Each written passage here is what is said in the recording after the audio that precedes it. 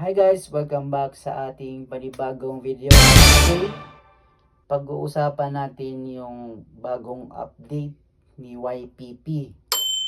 So, ayun nga, si YouTube ay naglabas ng update na starting this coming February 1, 2027 ay magiging bago na yung requirements para makapag-apply sa monetization program sa YouTube. So, ang subscribers ay hindi nagbago, 1,000 pa din naman. And then yung watch hours lang is naging times 2. From 4,000 to 8,000 watch hours sa loob ng 365 days o 1 year.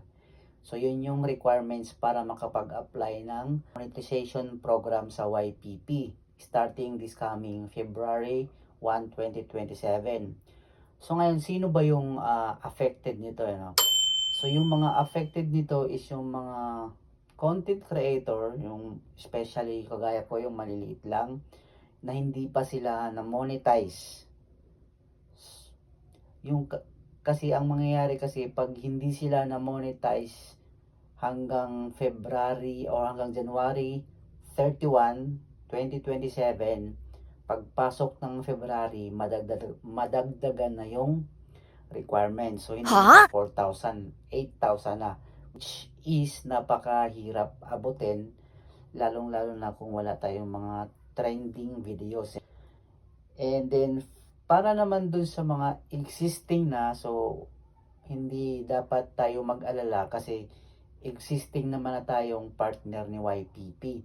Monetize naman na tayo at hindi na tayo umabot dun sa requirements na hindi tayo apektado sa magiging update ni YouTube. So, yun lang sa mga small content creator na hindi pa monetize yan, magtuloy-tuloy lang kayo ng upload ng video hanggang January 31 sa mga konti na lang yung kulang.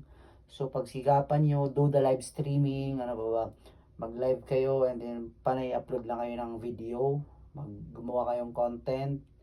So yun, para at least makahabol kayo bago dumating yung update na magiging times 2 na yung watch hours niya.